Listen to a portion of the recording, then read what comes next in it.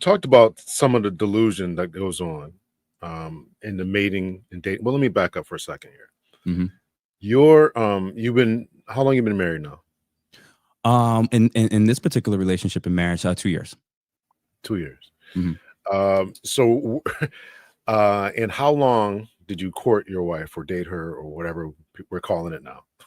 About 4 years. About 4 years. 4 years. Mhm. Okay. So, did you notice any of the stuff that men are talking about in the manosphere? Did you see this what we term as delusion, right? You got to be. Did you notice any of that going on when you In were the dating? context of our relationship. No, well, no. Did you notice it in any other people, right? So you're dating her for Mhm. 4 years, Mhm. but your boys are seeing something. I mean, you're doing your therapy sessions. You see Yeah. stuff online. Did you notice all that when you were dating? Yeah. When you were dating. Yeah. I was very aware of it. Okay. And how did you deal with that? You just put a ring on her finger and say, I got to get out of this nonsense? Or Oh, I slowly introduced her more and more to red pill content oh, okay, and to okay. help see where she was in the spectrum of being open-minded to learning and exploring how men suffer, how men Mhm. see things. And it's not about men's views were always right. It was looking to see if she always operated with women's views are always right. Or if she was somebody who is fairly balanced and can kind of say right is right and wrong is wrong, regardless of where the truth lands. And I think that's kind of when you're born in America, you're born in Western countries, that's pretty much what you typically need to try to do with any woman who's gone to higher education or going to college. The moment she's going to college and beyond, especially if she's going to college and she's worked, you have to assume there's a high probability that these are certain built-in things that's allowing her to kind of stick with the sisterhood, even when things are when the woman in said situation is wrong. It could be her homegirl. It could be a famous woman celebrity. If she always has the impulse to kind of stick with the sisterhood, she effectively is letting you know up front that if something happens, she's going to be less likely to apologize. She's going to be less likely to take ownership, and she's going to the people who she's propping up and defending that behavior. She's probably going to show it at some point in her relationship with you when the issues arise. So when you try to tell her something that she needs to address or change, is she likely to sit down and reflect on it and come back and say, I apologize, or I'm going to work on that? Or is she going to keep trying to flip it back on you and somehow it's your fault? These are all the little types of seeds that's kind of been planted when you've been effectively taught the worst villain in the world is men. All that's wrong with your life in terms of problems is men. And if you can't get it right in relationships, it's not because you need to change as a woman or improve or mature. It's because men are trash. Not your mate selection and how you act in these relationships is because men are trash.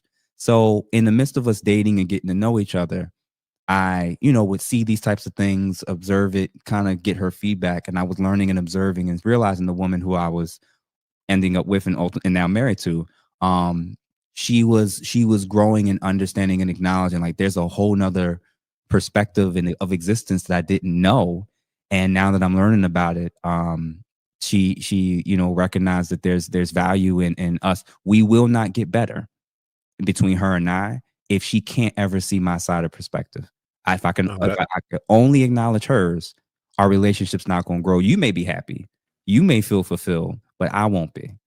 So, introducing that stuff very early on and seeing how she reacted and responded to it, it showed me that there was a reason for why I should marry her. that's as has been said. That's wisdom, proper Mhm. vetting. Um, this may be a difficult question to answer. Yeah. Has the lack of taking accountability and the inability to analyze oneself, is that something that's new with this environment that we're living in, or in particular have Mhm. ladies just had this ability, or they just lack this ability to do that? I mean, Mhm. what are we seeing that we're seeing women who are overweight and their friends are saying, okay, you can wear that, you look good in that. Mhm. The refusal to apologize, right? We're Mhm. seeing a really some pathologically bad behavior in this environment, and I'm Mhm. wondering, is it the environment that caused it, or were women always like this, or Mhm. what are your thoughts about that? No, it's probably a mix of all the above, right? There because you got to remember that people can change, and there Mhm. were women or people who at one point were acting one way, and then 5, 10 years later, they're at a radically different place. And then you also have to factor in and take into account the role of how much social media has exacerbated these issues. I do actually strongly believe that um, social media has convinced the generation that they can delay parenthood, they can delay motherhood, and that they have an endless number of options based off of optionality based off of the likes, comments, and DMs that they get from tens to hundreds of potentially thousands of men, depending on how many apps that they're on and how much they're willing to show. So this is kind of creating an environment where um, the option to leave has never been easier, and the Mhm. perceived option of what's out there and waiting for me, although false, is rampant. So it's created, unfortunately, an environment where it's like, well, I, uh, I just need a man that's going to accept me as it. Like what? Like 200 years ago, that we would never be talking that way. Mhm. But now it's like that you won't do what somebody else will. That's a thing now. Mhm. And I think social media honestly has had much more of a role to play in that. But does that mean that the average or everyday woman is acting that way? I actually don't think that. What I would say to it though is that our relationship with accountability between men and women might be slightly different. Now, what I'm kind of throwing out in the ethos and kind of putting out in this public space is men seem to generally do a pretty decent job of when they hear something that they're doing wrong, they Mhm. compartmentalize and separate it from themselves. What you're telling me is I need to work on the action, the thing that I'm doing or not doing well. I need to fix that, not that something is wrong with me. Whereas when you're talking to some women, the ones who tend to be really emotional, really reactive, their first impulse is not connecting what you're talking about to the action of what they did. They tend to connect it to who they are and how they identify.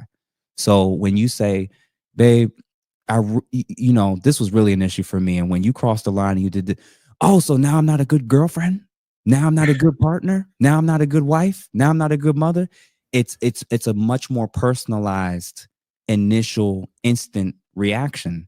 And if men get better at learning and recognizing this, they can actually help their woman or female counterpart to be able to kind of calm down and not go back and forth with her in that moment, because in that instant she's not hearing you're saying something's wrong with what she did. She's hearing you say something's wrong with her. You didn't say that, but that's what she heard. That's how she interpreted it. So if that happens, that doesn't mean she get rid of her, cut her off, don't deal with her no more. It means, okay, this is a particular skill that both of us need to get better at being able to handle. You need to be able to hear me, receive it, reflect on it, and not make it about who you are as a person or how I see you as a human being or my partner. But he needs to also recognize that if our black and white talking, the way in which you talk to a man may be radically different than how you talk to a woman, which would be radically different than how you talk to your coworker or boss versus how you talk to a friend. We have to, the emotional intelligence component for men is actually learning how to get better at code switching.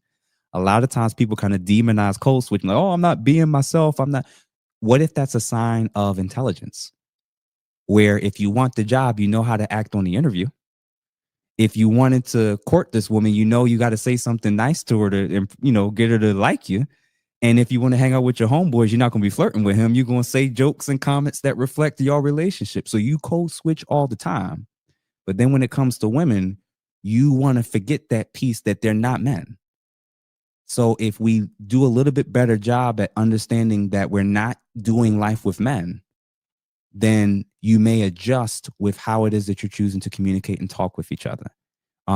So that's my feedback about it. I think accountability, as contentious and disruptive as it may be, I think that we just have different approaches of how to handle it.